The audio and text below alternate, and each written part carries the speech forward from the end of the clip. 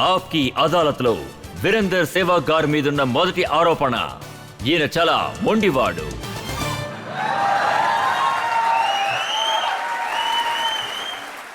మీ అమ్మ ద్వారానే మాకు విషయం తెలిసింది.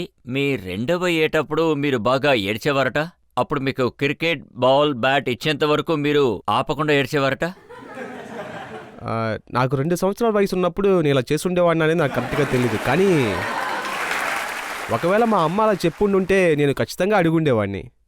ఎందుకంటే ఒక పిల్లవాడు ఏడుస్తుంటే ఆ ఏడుపు ఎలా ఆపాలన్నది ఒక తల్లికి మాత్రమే తెలుసు.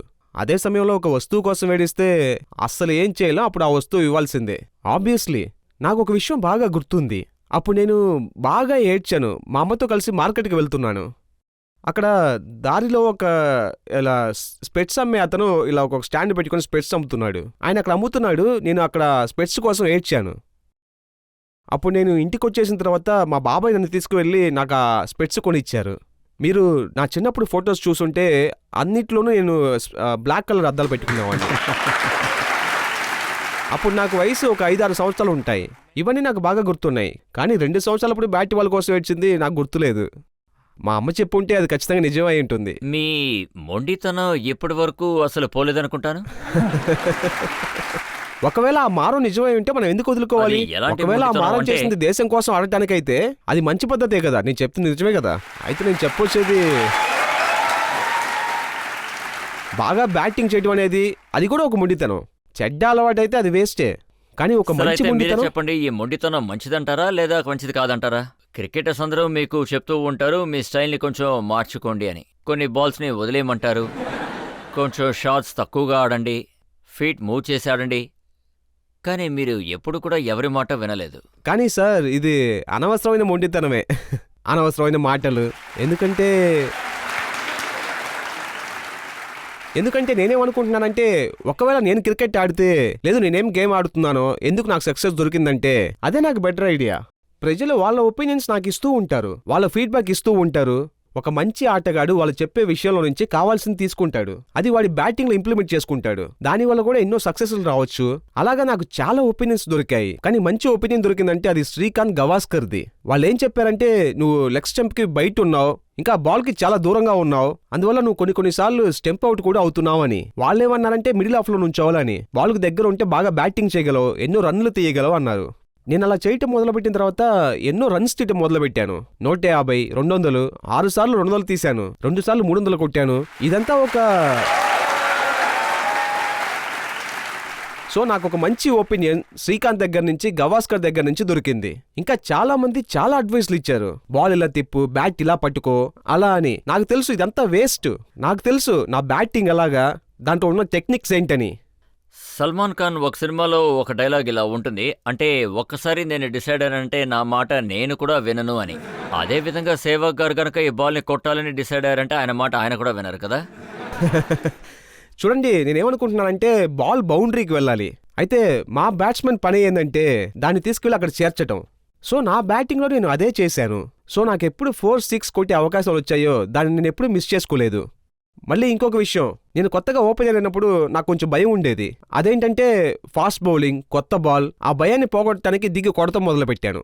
ఎందుకు చెప్తున్నానంటే ఆ భయం బౌలర్స్ కూడా ఉండాలని. బ్యాట్స్మెన్కి మాత్రమే ఎందుకు భయం ఉండాలి, బౌలర్స్ కూడా ఉండాలని కొడతాం మొదలుపెట్టాను అంతే. ఎక్స్పర్ట్స్ అంటూ ఉంటారు కదా, ఎక్కువగా కొట్టి పడడం కూడా పెద్ద ప్రాబ్లమేనని. మీకు 2003లో జరిగిన మ్యాచ్ గుర్తుందా? మీరు 195 రీచ్ అయ్యారు. అప్పుడు టెండూల్కర్ ఏమన్నారు? అవును, ఆ ఒక్క రోజులో నేను 195 రన్స్ కొట్టేశాను.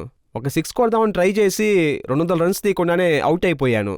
మా తర్వాత సిరీస్ పాకిస్తాన్తో. నేను సచిన్ టెండూల్కర్తో బ్యాటింగ్ చేసేటప్పుడు నేను 194 రన్స్ తీసినప్పుడు ఆయన నాకు గుర్తు చేశారు, లాస్ట్ టైం నువ్వు 195 తీసినప్పుడు మనం టెస్ట్ మ్యాచ్లో ఓడిపోయాం, అందువల్ల నువ్వు కేర్ఫుల్గా ఉండి ఈసారి 195లో ఓడిపోకూడదు అని, 200, 250 కొట్టాలి అని. అప్పుడే మనం చాలా రన్స్ తీసి మ్యాచ్ గెలవగలం అన్నారు. నేను ఆయన మాటలను విని 201, 203 అలాగే కొట్టి నేను 294 తీసినప్పుడు నేను ఆయనతో చెప్పాను, ఇప్పుడు మనం మంచి పొజిషన్కి వచ్చాం, సో నేను 6 కొట్టి 300 తీసుకెళ్తానని అన్నాను.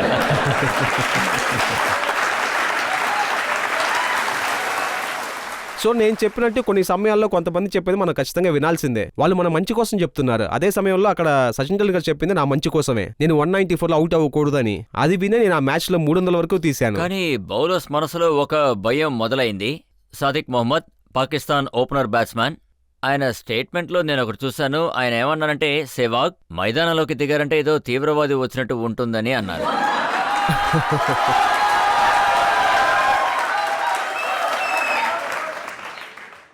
యాక్చువల్ నేను ఇటువంటి కమెంట్స్ నేను చాలానే విన్నాను, కానీ తీవ్రవాది అనే మాట నేను ఎప్పుడు వినలేదు. డేంజరస్, డిస్ట్రక్టివ్, వెధవ ఇలా విన్నాను, కానీ ఈ వార్త ఫస్ట్ టైం వింటున్నాను. ఆయన మీ బ్యాటింగ్ని చూసుంటారు కదా? అవునవును, ఖచ్చితంగా. ఆయన నా వల్ల చాలా డిస్టర్బ్ అయ్యారు కూడా. ఎందుకు చెప్తున్నానంటే పాకిస్తాన్తో నా బ్యాటింగ్ అంటే ఎంత లేదనుకున్నా 90 to 100 రన్ ఖచ్చితంగా తీసేవాడిని.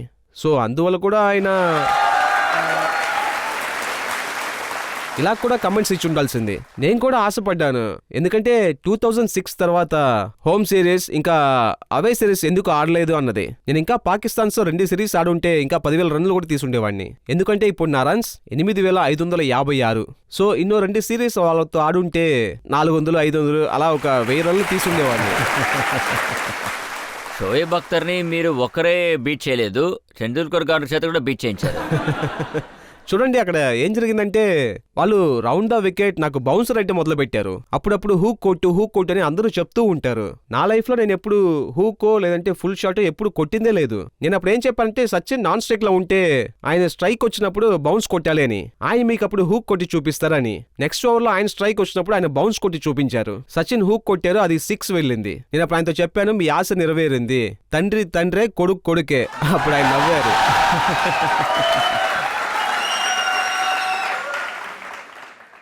తర్వాత సౌరవ్ గంగూలీ గారు చెప్తున్నారు, ఇంగ్లాండ్కి వ్యతిరేకంగా 325 రన్స్ తీయాలి అని. ఆయన మనసులో భయం ఉంది, ఈ టార్గెట్ని ఎలా రీచ్ అవ్వగలం అని. కానీ సెహ్వాగ్ విసిలేస్తున్నాడని ఆయన అన్నారు.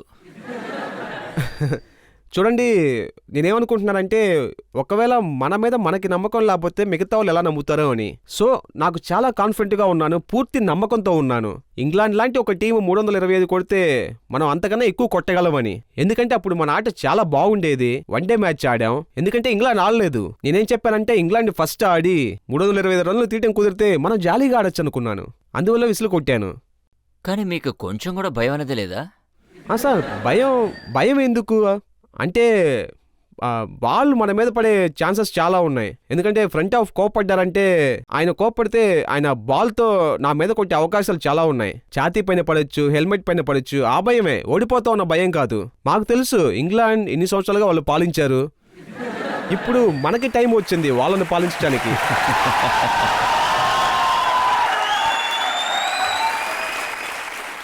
సో తెల్లదొరలు ఇన్ని సంవత్సరాలుగా మనల్ని పరిపాలించారు. సో మన టైం వచ్చినప్పుడు మనం పరిపాలించాలని అనుకున్నాను. అందుకే కొట్టాలనుకున్నారా? నేను వాళ్ళ స్టైలే ఫాలో చేశాను. మనల్ని కొట్టి మన మీద పాలించారు, అలాగే నేను వాళ్ళని కొట్టి వాళ్ళని పాలించాలని అనుకున్నాను, అంతే. మీరు 1 డే మ్యాచ్లో 219 రన్స్ కొట్టి చాలా అద్భుతంగా ఆడారు. అది చాలా అద్భుతమైన ఇన్నింగ్స్. సురేష్ శరణ్ గారు కూడా మీతో ఆడారు. అప్పుడు ఆయన ఏమన్నారంటే, నేను ఉనికిపోతూ ఉన్నాను, కానీ సెహ్వాగ్ గారు మాత్రం కిషోర్ కుమార్ గారు పాట పాడుతున్నారు. చూడండి సార్, నేను పాట పాడుతున్నానంటే పాట పాడడానికి ఒక లాజిక్ ఉంది. ఎందుకు చెప్తున్నానంటే మనం ఏదైనా ముఖ్యమైన పని చేస్తున్నప్పుడు నెగిటివ్ థాట్స్ మైండ్లో వస్తాయి. ఆ నెగిటివ్ థాట్స్ మైండ్లో వచ్చినప్పుడు మనం తప్పించుకోవాలి. ఆ నెగిటివ్ థాట్స్ మైండ్లో వచ్చినప్పుడు మనం ఓడిపోతాం. ఆ కారణం వల్లే నాకేంటంటే అవుట్ అవ్వకుండా ఉండాలి. మన పాట పాడాలంటే ఆ పాట లైన్స్ మనకి తెలిసి ఉండాలి, ఆ ట్యూన్ తెలిసి ఉండాలి, ఆ తాళం తెలిసి ఉండాలి. ఇన్ని విషయాలు గుర్తు చేసుకుంటే మనకు నెగిటివ్ థాట్స్ వచ్చే ఆలోచనే ఉండదు. అందువల్ల నేను పాట పాడుతూ వెళ్తాను. ఆ పాట పాడేటప్పుడు బాల్ వస్తే అలా కొట్టేస్తాను. ఆడియన్స్ ఏమడుగుతున్నారంటే ఆ పాట పాడగలరా అని.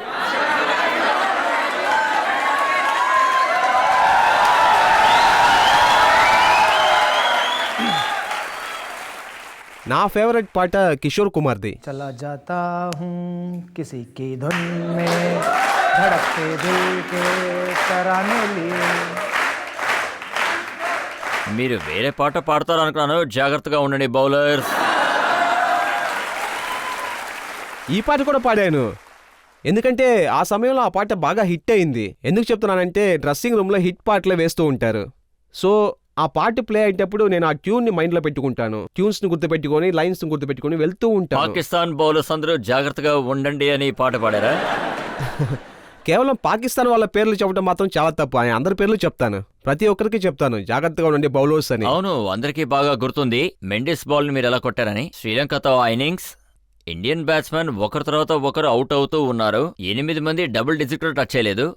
నాకు ఆ మ్యాచ్ లో ఒక విషయం బాగా గుర్తుంది. 175 లో ఒకళ్ళు అవుట్ అయ్యారు. అదెవరంటే గౌతమ్ గంభీర్ అవుట్ అయ్యారు. ఇంకా 184 లో 4 అవుట్ అయ్యారు. తర్వాత లక్ష్మణ్ బ్యాటింగ్ వచ్చారు. సో లక్ష్మణ్తో ఏం చెప్పారంటే మ్యాండిస్ బాల్ నువ్వు వాడద్దు, నేను ఆడతాను అని చెప్పాను. ఆయన ఎందుకని అడిగారు.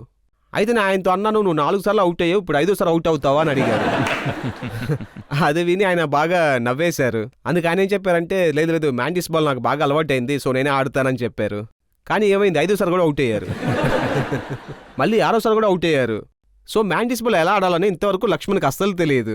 సో అందువల్లే ఆ టైంలో నేను ప్రయత్నించాను. మా పార్ట్నర్షిప్ బాగా ఉండటం వల్ల ఆ మ్యాండిస్ బాల్ మొత్తాన్ని నేనే ఆడాను. బట్ నేనేమనుకుంటున్నానంటే మ్యాండిస్ బాల్ని నేను బాగానే హ్యాండిల్ చేశాను, ఆయన చేతి నుంచి ఎలా డెలివరీ వస్తుందని. ఎందుకంటే ఒక బౌలర్ ఎటువంటి బాల్ వేస్తాడని మనకు తెలిసిందంటే అది ఆడటం అంత కష్టంగా ఉండదు. కానీ బ్యాట్స్మెన్కి బౌలర్ ఎటువంటి బాల్ వేస్తాడని తెలియకపోతే అది అతనికి చాలా కష్టంగా ఉంటుంది. అతను వెయిట్ చేస్తాడు, తిరిగి వెయిట్ చేస్తూ ఉంటాడు, బాల్ కొట్టలేనప్పుడు రియాక్ట్ అవుతూ ఉంటాడు, ఇంకా లేట్ అవుతుంది. మొదటి రోజుల్లో ఫాస్ట్ బౌలింగ్ మీకు కొంచెం ప్రాబ్లంగా ఉండేది. ఫస్ట్ మ్యాచ్లో అయితే మీరు పూర్తిగా అవుట్ అయిపోయారు. ఫస్ట్ మ్యాచ్ లో సోయాబ్ అఖ్తర్ గారు ఉన్నారు. ఆ, అప్పుడు ఆ నేను ఏం తర్వాత అదంతా చేశానంటే తలకిందులైపోయింది. ఆయన బాల్స్ అన్నిటినీ కొట్టేశాను. అది ఎప్పుడంటే నాకు అవకాశం దొరికినప్పుడు. ఆయన నన్ను ఫస్ట్ మ్యాచ్లో అవుట్ చేసేశారు. అప్పుడు నేను ఆయన పగ తెచ్చుకోవాలి కదా. సో నేను టీంలో కొత్తగా చేరినప్పుడు ఫాస్ట్ బాల్ నేను లైఫ్లో ఎప్పుడూ ఆడలేదు. ఎందుకంటే డొమెస్టిక్ క్రికెట్లో స్పీడ్ బౌలర్స్ చాలా మంది వస్తారు. అదేంటంటే 130, 135 అని. కానీ అక్కడికి వెళ్ళిన తర్వాత అఖ్తర్ గారు 140, 150 వేసేవారు. అంత స్పీడ్ గా బాల్ వేసి నన్ను అవుట్ చేసేశారు. నేను మళ్ళీ వెళ్ళిన తర్వాత అక్కడ ఒక ఐడియా చేశాను, ఫాస్ట్ బాల్ ని ఎలా కొట్టగలను అనేది. ఒక ఫాస్ట్ బౌలర్ తీసుకురావాలి, ఎలా ఆడటం అనేది తెలియడానికి. నా వికెట్స్ ని చిన్నదిగా చేయాలి. అదేంటంటే ఒకళ్ళు బౌలింగ్ చేసేటప్పుడు ఒకళ్ళని చిన్న వికెట్లో పెట్టి 22 గజాలని నేను 16 గజాలకి మార్చేశాను. అప్పుడు వాళ్ళ స్పీడ్ ఇంకా ఇంక్రీజ్ అవుతుంది. 135, 140 ఇంకా 150 అవుతుంది. ఇప్పుడు వాళ్ళు రియాక్ట్ చేయడానికి టైం చాలా తక్కువగా ఉంటుంది. అప్పుడు నా బ్యాటింగ్ ఇంప్రూవ్ చేయడానికి చాలా టైం ఉంటుంది. తర్వాత స్పీడ్ బాల్స్ ఆడటం కూడా మనకి చాలా అలవాటు అవుతుంది. అటువంటి ఐడియానే నేను చేశాను. రెండోది కూడా ఒక ఐడియా చేశాను. సిమెంట్ వెహికల్లో నేను నీళ్లు పోసాను. ఆ తడిగా ఉండే పిచ్ లో నేను ప్రాక్టీస్ చేశాను. సో బాల్ అందులో పడి చాలా స్పీడ్ గా వస్తుంది. సో నాకు బాగా ఆడటానికి బాగా హెల్ప్ చేసింది. సో ఇలాంటి ఐడియాస్ చాలా వర్కౌట్ చేశాను. మీరు పాకిస్తాన్లో ముల్తాక్ ఇన్నింగ్స్లో 309 రన్స్ కొట్టారు, ట్రిపుల్ సెంచరీ కొట్టారు. అప్పుడు మీకు అంత ధైర్యం ఎక్కడి నుంచి వచ్చింది? గ్యాప్ లేకుండా మీరు కొడుతూనే ఉన్నారు. సార్ నాకు ఆ ధైర్యం ఎక్కడి నుంచి వచ్చిందంటే 100 రన్లు తీశాను. సో దాని తర్వాత సచిన్ అప్పుడు బ్యాటింగ్కి వచ్చారు. సో నేను అప్పుడు 2 4s కొట్టినప్పుడు ఏం చెప్పారంటే ఇకపైన 4 కొట్టద్దు, ఒకవేళ 4 కొట్టావంటే నా బ్యాట్ని పెట్టి నేను నిన్ను కొడతా అని చెప్పారు. సో నేను అప్పుడు భయపడ్డాను, ఎందుకంటే టీంలో కొత్త ప్లేయర్ నేను. సో నాకు అప్పుడు ఏమనిపించిందంటే నిజంగానే కొడతారేమో అనుకున్నాను. అప్పుడు అది కూడా ఒక న్యూస్ అయ్యేదేమో.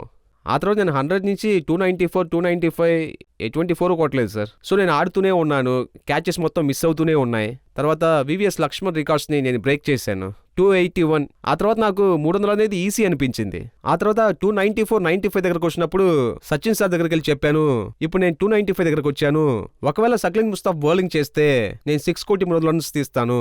సో నేను ఇప్పుడు అవుట్ అయినా కానీ పర్లేదు, 600 రన్స్ తీశాను. ఎందుకంటే అప్పుడు అది ఒక హిస్టరీగా మారిపోయింది. సో ఆ తర్వాత 6 కోటి 300 రన్స్ తీసేశాను. సచిన్ టెండూల్కర్ గారు ఎప్పుడు కూడా మీకు ఒక గైడింగ్ ఫోర్స్గా ఉన్నారు. అవును, నేను క్రికెట్ ఆట మొదలుపెట్టిందే సచిన్ సార్ చూసే. అదే నిజం. 92 వరల్డ్ కప్ నుంచే నేను క్రికెట్ చూడటం మొదలుపెట్టాను. ఆ సమయంలో టెండూల్కర్ ఒక అప్కమింగ్ ప్లేయర్. ఆయనకు ఒక మంచి పేరు ఉంది.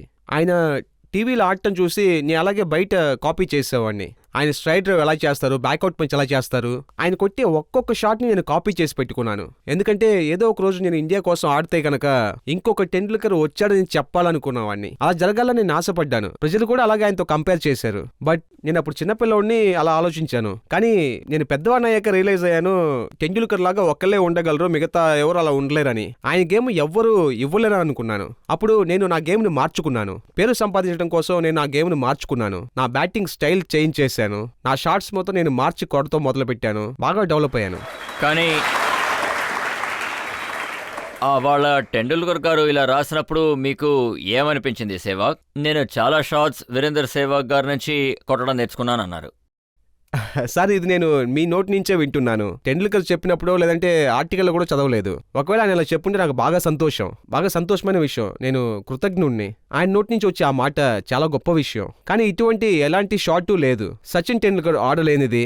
ఎందుకంటే నేను అప్పర్ కట్ ఆడటం అనేది ఆయన దగ్గర నుంచే నేర్చుకున్నాను. నా ఫస్ట్ టెస్టింగ్ సౌత్ ఆఫ్రికాకి అగేన్స్ట్ గా నేను బ్యాటింగ్ చేయడానికి వెళ్ళినప్పుడు 60కి 4 అవుట్ టెండూల్కర్ సార్ ఆడారు. అందులో 60కి 40 ఆయనే తీశారు. నేను అక్కడికి వెళ్ళిన వెంటనే ఆయన నన్ను అడిగిన ప్రశ్న ఇదే, ఎలా ఉంది, చెక్కల గింతలుగా ఉందని అడిగారు. లైట్గా నవ్వి అవును కొంచెం భయంగా ఉందని చెప్పాను. ఏం భయపడద్దు, జస్ట్ అవుట్ అవుతావు, అంతకుమించి ఏం జరగదని చెప్పారు.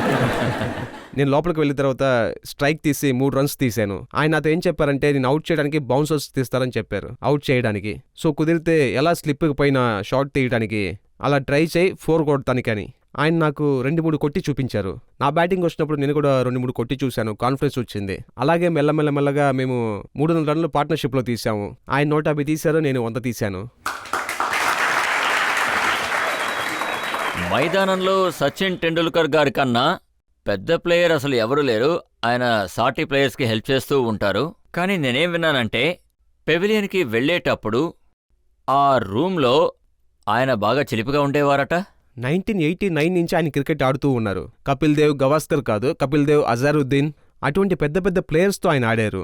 కానీ మేము వెళ్ళినప్పుడు ఆయన మాలాగే మారిపోయారు. వాళ్ళతో ఆడినప్పుడు ఆయన వాళ్ళలాగా ఆడారు. సో టెండూల్కర్ సార్ స్పెషాలిటీ ఏంటంటే ఏ ప్లేయర్ వచ్చినా గానీ ఆయన వాళ్ళలాగే మాట్లాడేవాళ్ళు. వాళ్ళతో కంఫర్టబుల్గా ఉండి టీం అందరితో కలిసి ఆడేవారు. ఎందుకంటే ఆయనకి బాగా తెలుసు ఎవరికి కూడా టెండూల్కర్తో ఆడే ధైర్యం ఉండదు, ఆయనతో మాట్లాడేంత ధైర్యం ఉండదు. అందువల్ల ఆయనే వచ్చి ఇన్వాల్వ్ అవుతారు. డ్రెస్సింగ్ రూమ్లో తమాషా చేస్తారు, బాగా ఆడిపిస్తూ ఉంటారు, బాగా కామెడీ చేస్తారు, చాలా జోక్స్ కూడా చెప్తారు. అది ఆయన గొప్పతనం.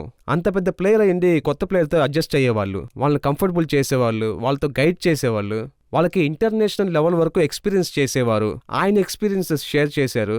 మీరు ఎలా ఇంప్రూవ్ చేయగలరు, ఎలా రన్స్ తీయగలరు, ఇవన్నీ నేర్పించారు. మేము నేర్చుకున్నాం బాగా. ఆయన దగ్గర ఎక్కువగా నేర్చుకుంది ఏంటంటే క్రికెట్ మైదానంలో ఎలా ఉన్నామన్నది వేరు, క్రికెట్ బయట మనం ఎలా ఉన్నాం, ఎలా హ్యాండిల్ చేస్తున్నాం, పబ్లిక్లో ఎలా బిహేవ్ చేస్తున్నాం, ఇతరులకు రెస్పెక్ట్ ఇస్తే వాళ్ళు మనకి తిరిగి ఎలా రెస్పాన్స్ ఇస్తారు, అలాంటివన్నీ ఆయన దగ్గర చాలా నేర్చుకున్నాం. నాకు ఒక విషయం గుర్తుంది. 2003 వరల్డ్ కప్లో మేము డర్బన్లో ఒక బస్లో నుంచి దిగాం. ఆ బస్ నుంచి దిగంగానే సెక్యూరిటీ అలా పెట్టారు.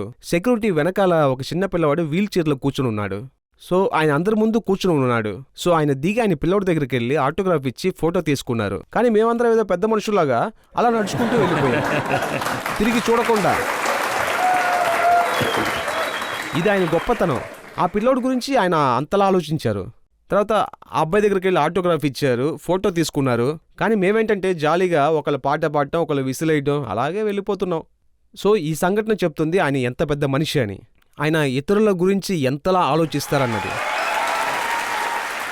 మీరు ఏం చెప్పదలుచుకున్నారంటే ఆయన ఒక మంచి క్రికెటర్ మాత్రమే కాదు, ఒక మంచి వ్యక్తి కూడా. ఎంత మంచి క్రికెటరో అంత మంచి వ్యక్తి. అంతకు మించి ఎక్కువ. ఆయన ఎంత పెద్ద క్రికెటర్ అని చెప్తున్నామో అంతకు మించిన ఒక మంచి మనిషి. సరే కానీ వీరేందర్ సేవాగ్ గారు డ్రెస్సింగ్ రూమ్లో ఎలా ఉంటారు? నా